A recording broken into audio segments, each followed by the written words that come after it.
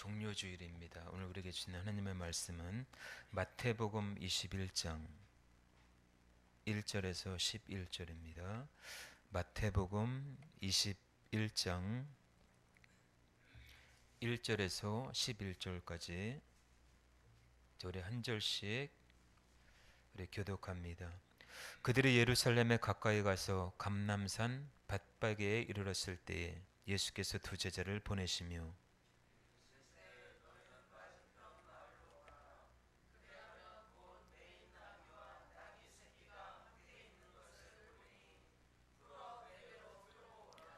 만일 누가 무슨 말을 하거든 주가 쓰시겠다 하라. 그리하면 즉시 보내리라 하시니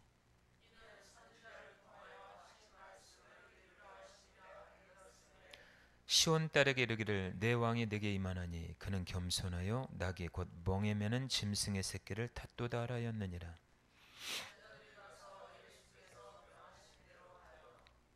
나귀와 나귀 새끼를 끌고 와서 자기들의 겉옷을 그 위에 얹음에 예수께서 그 위에 타시니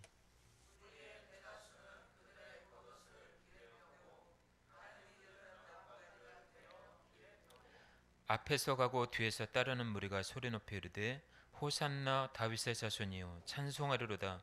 주의 이름으로 오시는 이여 가장 높은 곳에서 호산나 하더라.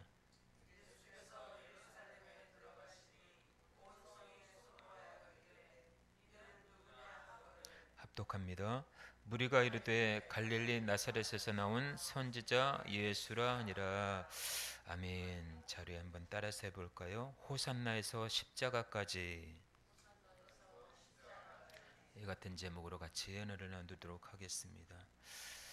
여러분들 요즘 사회를 보면요, 한 사람을 향해서 열광을 하는 사람들을 많이 볼 것입니다. 근데 한순간에 등을 돌리는 부분들이 많이 보게 됩니다. 어제까지는 칭찬하고 박수를 받았던 사람이 오늘은 비난의 대상이 되기도 하죠. 외면을 받는 일이 허사합니다. 처음에는 기대를 가지고 환호를 합니다. 사람들은 그 사람에게서 무엇을 기대하는지 모르겠지만 무엇인가는 기대를 해요. 나를 만족시켜줄 무언가가 있을까? 내 삶을 흡족하게 할 무언가가 있을까? 원하는 결과를 가져다 줄 것이라는 막연한 기대를 가지고 열광을 하게 됩니다. 그런데 그 기대가 무너지면 어떻게 될까요? 실망을 하죠. 그 실망은 점점 깊어져서 결국 외면과 거절로까지 이어지게 됩니다. 이러면 사람들의 마음은 참 변해요. 그래서 늘 제가 얘기하지만은 사람들은 믿을 대상이 아니라 사랑할 대상이라는 거예요. 우리가 믿을 대상은 하나님밖에 없어요. 특별히 요즘에 SNS를 통해서 이런 모습들이 극명하게 드러나는 것을 보게 됩니다. 한 사람의 좋은 모습이 알려지면요, 순식간에 유명해집니다. 단 한 번의 영상으로, 단 한 번의 행동으로 수많은 사람들이 응원을 하죠. 댓글에는 이런 글들이 많이 있습니다. 대단하다, 존경스럽다, 최고다. 자, 이런 사람이 진짜야. 이런 말들이 많이 쏟아지곤 합니다. 그 사람의 인생 전체를 아는 것도 아닌데요, 그 사람의 내면을 아는 것도 아닌데 단지 한 장면만을 보고 열광하는 그런 모습들을 보게 됩니다. 그런데 조금 지나면 어떻게 됩니까? 그 사람의 기대에 못 미치는 모습이 드러나면요, 작은 실수 하나도 용납하지 않아요. 그때부터 분위기가 완전히 달라집니다. 조금 전까지만 해도 칭찬했던 사람들이 이제는 비난의 사람들로 바뀌기 시작을 합니다. 같은 입에서 완전히 다른 말이 나옵니다. 칭찬하던 입술이 정죄 입술로 바뀌고요, 응원하던 손이 손가락질 하는 손으로 바뀌어버립니다. 여러분, 연예인들도 마찬가지예요. 누구라고는 얘기는 안 하겠는데 정말 구설수에 올랐는데 4년 만에 연예계 복귀를 한 거예요. 그래도 대중들의 시선은 따가워요. 왜? 그가 한 말이 있기 때문에, 막말 한 게 있기 때문에 쉽사리 지워지질 않습니다. 여러분들, 정치인들은 어떨까요?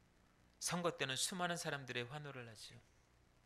기대를 걸고 지지합니다. 그런데 시간이 지나면 자신이 기대했던 것과는 완전히 달라요. 대중들이 원했던, 국민들이 원했던 기대와는 완전히 달라요. 실망으로 바뀌어버렸죠. 그리고 분노로 바뀌어 버립니다. 여러분, 이 모습이 단지 세상의 이야기만일까요? 우리 인간의 본질적인 모습이라고 저는 생각이 듭니다. 그래도 중요한 것은 뭐냐? 이런 모습이 우리의 신앙 안에도 나타난다는 거예요. 우리는 하나님께서 내 삶을 형통하게 하실 때 호산나라고 외치죠. 기도가 응답될 때 하나님을 찬양합니다. 문제가 해결될 때는 뭐라고 그래요? 주님 감사합니다. 모든 것이 잘 될 때는 하나님의 살아계심을 고백해요. 그런데 고난을 당하고 시련을 당하고 예기치 못한 어려움이 우리의 삶에 오면은요, 호산나라고 외쳤던 그 말이 이제는 바뀌어 버려요. 주님이 정말 계신가? 주님 정말 왜 그러세요? 정말 나 좀 놔두세요. 혼란합니다. 내 뜻대로 되지 않을 때 실망하게 되죠. 하나님께도 실망하는데 세상 일에 대해서는 말 다 한 거지요. 하나님이 왜 나를 도와주시지 않는가라고 하소연까지 합니다. 여러분들, 하나님 때로는 침묵할 때가 있어요. 가끔 하나님이 침묵할 때가 있더라고요. 기도에도 응답이 없을 때가 있어요. 그것도 하나님의 응답입니다. 여러분, 실망이 길어지면요, 원망이 나옵니다. 실망이 길어지면 원망이 나와요. 이러한 인간의 모습은요, 오늘 본문에 등장하는 군중들의 모습들만이 아니에요. 나의 모습이라는 거예요.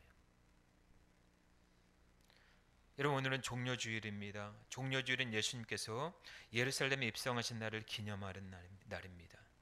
단순히 입성하셨다라는 그 사건을 기억하는 날이 아니라 어떤 왕으로 오셨는가를 묵상하는 날이 바로 종려주일이에요. 예수님께서 예루살렘에 입성하실 때 수많은 사람들의 종려나무 가지를 흔들며 외치죠. 호산나 다윗의 자손이요. 이 호산나라는 이 히브리어 원어가 뭔지 아셔요? 우리를 구원하소서, 이 말이에요. 주여 우리를 구원하소서. 이들은 겉옷을 길에 깔고 종려나무 가지를 흔들기 시작합니다. 이것은 가끔 왕을 맞이하는 행동이에요. 이스라엘 문화가 그래요.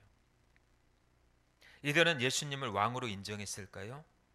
호산나라고 외쳤으니까 우리가 봤을 때 왕으로 인정했던 것 같아요.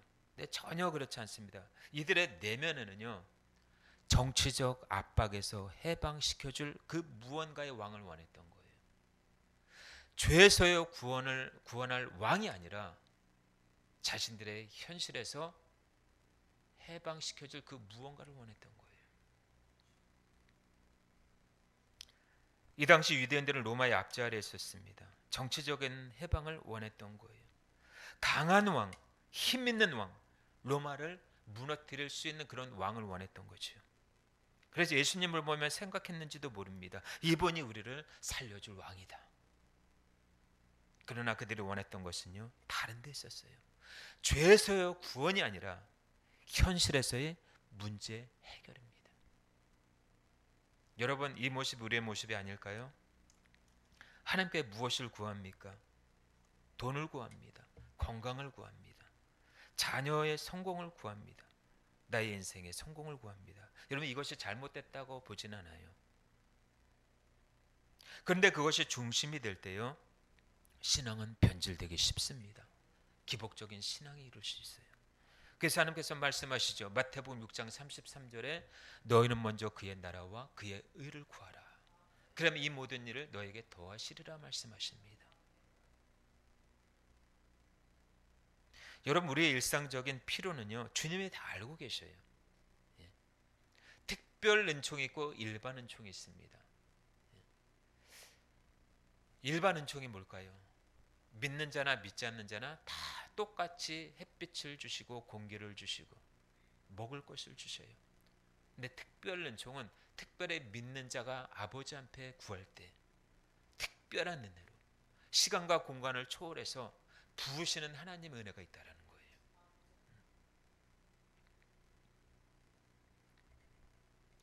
하나님의 계획은 이 땅에 평안을 주러 독생자 예수 그리스도를 보내주셨습니다. 가난과 질병과 죄매여 고통과 불행 가운데 살아가는 인생들을 구원하시기 위해서 예수 그리스도를 보내주셨다라는 것입니다. 그런데 이 땅에 매여 있는 인생들은요, 죄에 갇혀 있다라는 사실을 몰라요. 죄에 대해서는 관심이 없어요. 구원에 대해서는 관심이 없어요. 오직 나의 인생의 성공만을 원할 뿐입니다. 그냥 떠도는 인생, 생명 없는 인생을 살아가고 있습니다. 오늘 본문에 나오는 이 군중들은 구원에는 관심이 없어요. 죄 문제 해결이 먼저라는 사실보다 자신들의 야망과 현재의 상황을 해결하는 것이 급선무입니다. 이 군중들의 모습을 통해서 볼 수 있길 바랍니다.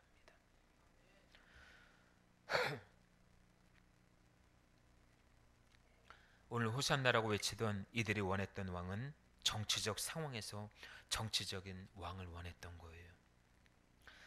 여러분, 지금 유대인들은 로마에 앞져 있는 상태입니다. 상황을 묘면하기 위한 외침이에요. 호산나는 이들의 이면에는요, 예수 그리스도를 구원자로 인정하기보다 자신들의 정치적인 메시아, 자신들에게 이익을 줬으면 하는 바람에서의 왕을 원했는지도 모릅니다. 이것이 우리의 삶에 고스란히 나타나고 있습니다. 마치 하나님을 내 삶의 계획에 끼워 맞추는 신앙을 통해서 현실의 압박감에서 탈출하려는 시도는 호산나라고 하는 이들과 우리와의 모습과 다를 바가 없다라는 거예요. 여러분, 예수님은 어떤 왕으로 오셨습니까? 예수님은 말을 타지 않으셨어요. 오늘날로 얘기하면 정말 삐까번쩍한 그 자동차, 정말 우리나라에서 보기 힘든 그 자동차를 타고 오신 분이 아니셔요. 이 당시에 나귀를 탔다라는 것은 여러분들 기적입니다. 나귀라는 이 짐승은요, 레위기 11장에 부정한 동물로 취급이 됩니다. 율법에 의하면 부정한 동물로 취급이 돼요. 근데 왜 이 나귀를 선택해야만 했을까요? 여러분, 우리는 부정한 인간이에요. 우리를 선택했다라는 것은 중요한 의미가 있습니다. 왜 예수님께서 말을 타고 예루살렘에 입성하지 아니하시고 나귀를 탔는가? 우리는 여기 깊이 묵상할 필요가 있다는 것입니다. 왜 하나님이 나 같은 죄인을 선택하셔서 하나님의 그 역사의 도구로 왜 나를 선택해야만 했을까? 왜 여러분들을 선택해야만 했을까?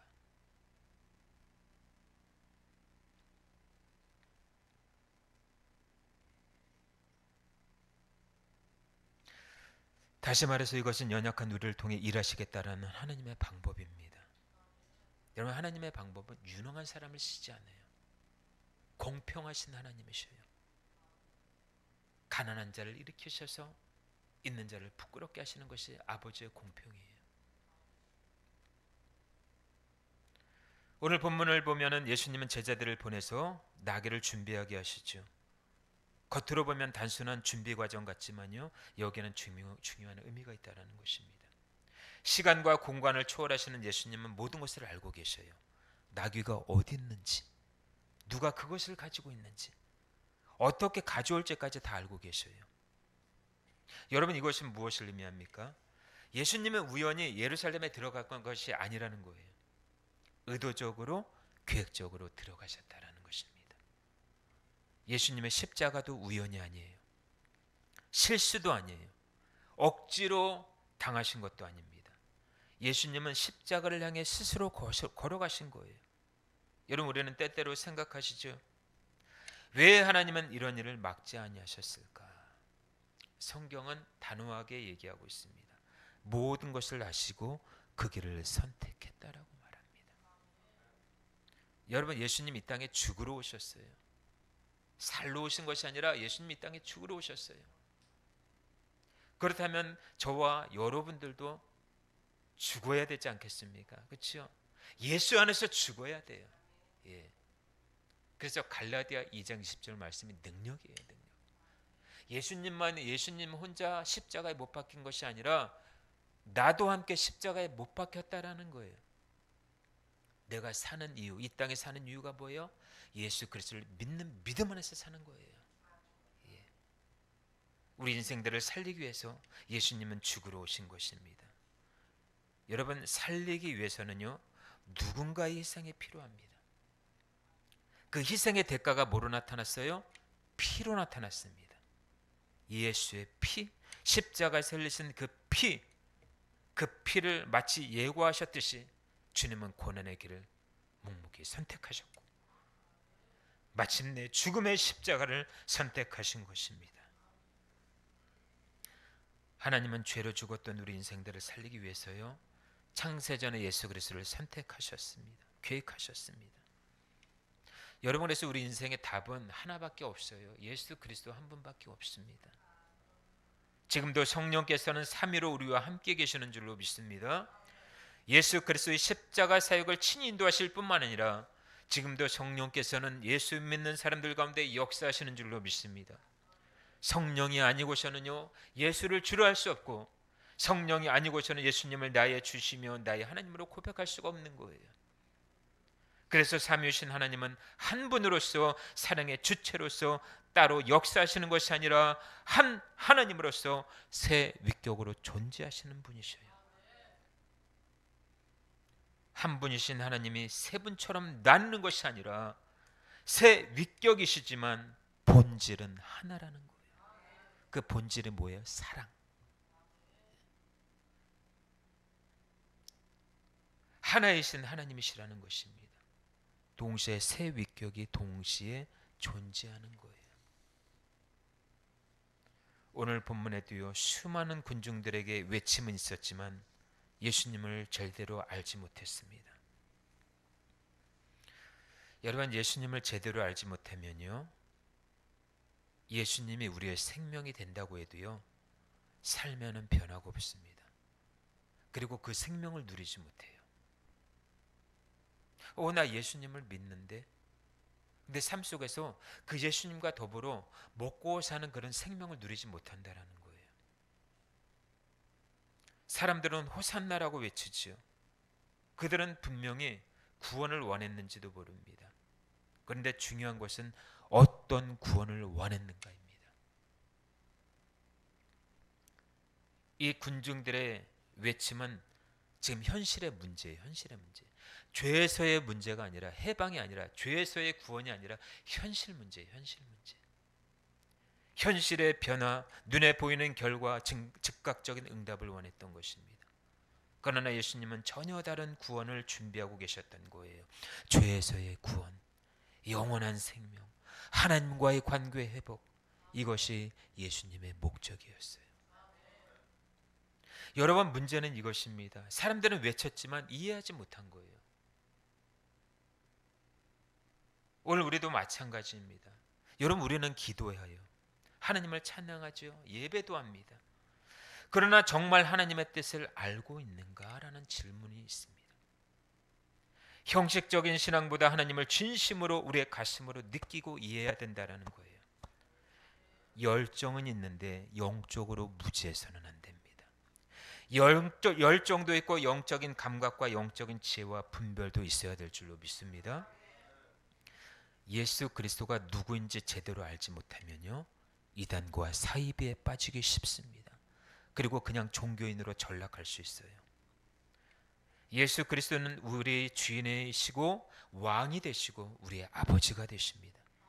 우리의 치유자가 될 뿐만 아니라 우리의 영원한 왕이 되시며 구원이 되시는 줄로 믿습니다. 지금도 예수님은 시간과 공간을 초월하셔서 일하시고 계시고 삶 위로 우리와 함께 하십니다. 병든 자를 치유할 뿐만 아니라 죽은 자를 살리시는 그 말씀이신 예수 그리스도를 마음 깊이 모시고 살아갈 수 있는 저와 여러분들이 되시기를 주님의 이름으로 축원합니다. 자, 우리가 신앙생활하면서 조심해야 될 부분이 있습니다. 바로 변하는 신앙의 위험성이에요. 여러분, 신앙은 변하면 안 돼요. 감정은 늘 변화될 수가 있어요. 우리의 감정은 늘 변화돼요. 근데 신앙만큼은 곧아야 합니다. 자, 사람들은 환호했지만 며칠 후에 돌변하지요. 자, 오늘 본문에 예수님이 예루살렘에 입성했을 때 이 군중들이 호산나라고 외치죠. 이 사람들이 어떤 사람들이에요? 나중에는 예수님을 십자가에 못 박으라고 했던 장본인들입니다. 사람들은 환호했지만 며칠 후에 돌변합니다. 왜 그렇습니까?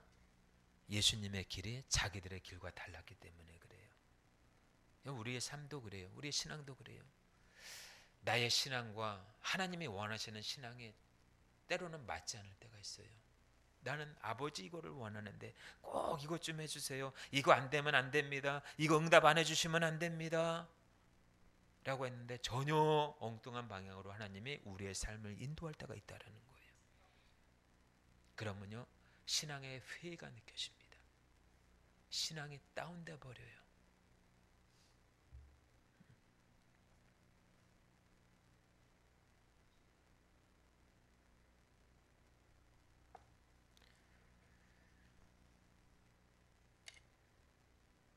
여러분, 우리의 신앙이 상황과 환경과 마음과 감정에 따라 변하면 안 됩니다. 신앙은 감정에 따라 종속되어지는 산유물이 아니에요. 감정은 얼마든지 변화될 수 있지만요, 신앙은 견고해야 합니다. 왜요? 여러분, 이제 시대가 계속해서 이제 너무나 악해져 가요.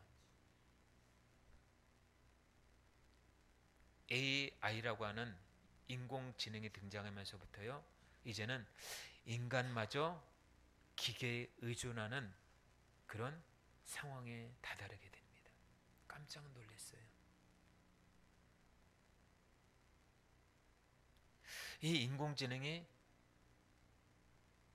어느 상황까지 발휘할 수 있을까라는 질문을 하게 됩니다.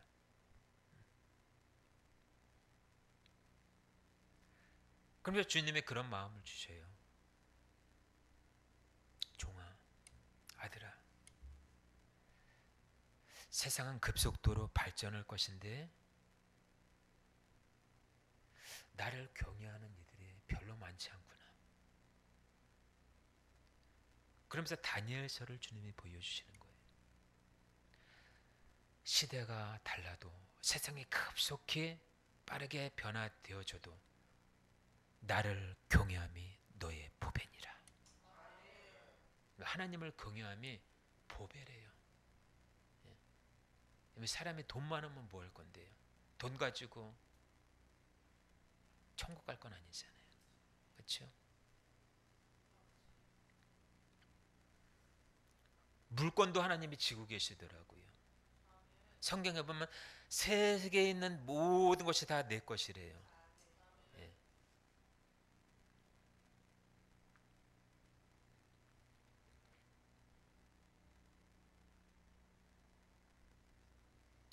여러분, 끝까지 예수 믿는 것을 중도에 포기하지 마시길 바랍니다.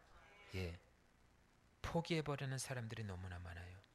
먹고 사는 문제와 육신의 시험으로 인해서 세상 길로 가는 사람들이 너무나 많아요. 그 중에 그리스도인들도 너무나 많습니다. 디모데후서 4장 10절에 보면요, 바울과 친숙했던 동역자 한 사람이 있어요. 데마라고 하는 이 사람은요, 시험에 들었는지 어떤 일인지 모르겠지만은 바울과 결별하게 됩니다. 그리고 데마라고 하는 이 인물은요, 데살로니카를 갑니다. 자, 성경에는 이렇게 기록하고 있어요. 저가 세상을 사랑하여 데살로니카로 갔다, 이렇게 기록하고 있어요.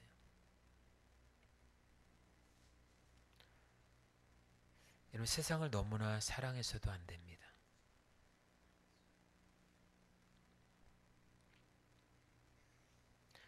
데마는 처음에는 바울과 함께했던 사람이에요. 복음을 현신했던 사람입니다. 그런데 결국 세상을 사랑하고 마침내 주님을 떠나는 결과를 맞게 되죠.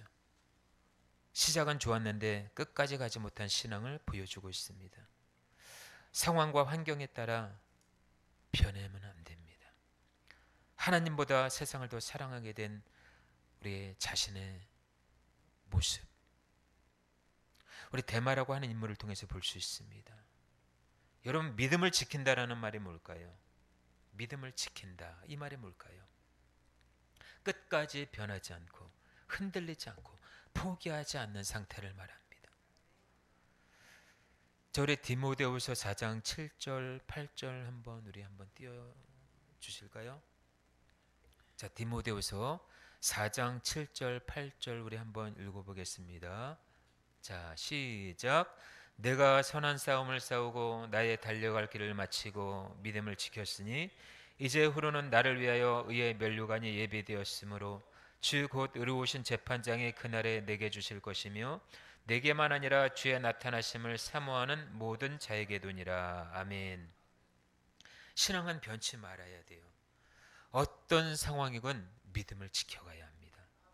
금보다도 더 귀한 믿음, 세월이 지나도 사라지지 않는 이유가 바로 그거예요.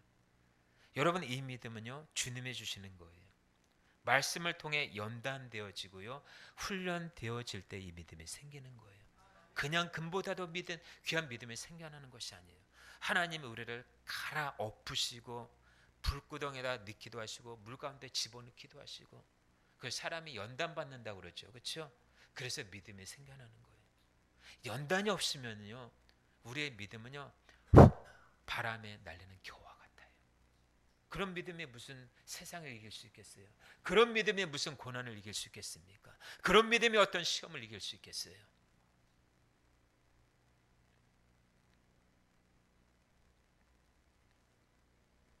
음식도 그렇고요, 약도 그렇고, 쓴 음식이 있고 쓴 약이 있어요. 근데 그거는 어쩔 때는 몸에 좋더라고요. 말씀도 마찬가지예요. 하나님은 우리에게 축복의 말씀만 전해주지 않아요. 때로는 책망하는 말씀도 주셔요. 왜요? 우리를 살리기 위해서. 이런 자녀가 있는 분들은 어때요? 자녀들의 말을 안 들면 회초를 들죠. 요즘은 뭐 회초를 드는 부모님은 없겠지만, 아무튼 아이들을 고치겠다라고 매를 드는 부모도 있을 것입니다. 그게 본심일까요? 아니죠. 잘 되라고 하는 거예요. 우리 주님도 마찬가지예요. 때로는 시편에는 이렇게 기록하고 있습니다. 인생의 막대기를 든다고 하셨어요. 인생의 채찍을 들어서 훈계하신다고 말씀하고 있습니다. 우리가 주님과의 뜻과는 다른 길로 나아갈 때 주님은 돌아오라고 말씀하셔요. 그래도 돌아오지 않으면 주님은 인생의 채찍을 들 수밖에 없어요. 그게 주님의 마음이라는 거예요. 그것도 사랑의 한 방편이라는 거예요.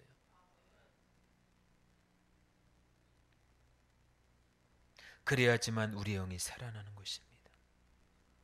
우리 육신의 몸이 영양 실조가 걸리지 않게 하기 위해서는요, 음식을 가리지 않고 골고루 먹는 게 중요합니다. 하나님의 말씀도 마찬가지예요. 가려서 먹기보다 골고루 영육이 소화되도록 즐겨 드실 수 있기를 주님의 이름으로 축원합니다. 자, 말씀을 정리합니다. 자, 종료주일의 가장 중요한 사실은 이거예요. 예수님은 그 환호에 머무르지 않으셨다라는 것입니다. 사람들은 그 자리에서 왕이 되기를 원하셨어요. 그러나 예수님은 그 자리를 떠나서 십자가로 가셨습니다. 왜 그렇습니까? 진짜 왕은 백성을 위해서 희생해야 되기 때문에 예수님은 우리를 위해서 십자가를 선택하셨습니다. 여러분, 십자가는 실패가 아니에요. 하나님의 방법입니다.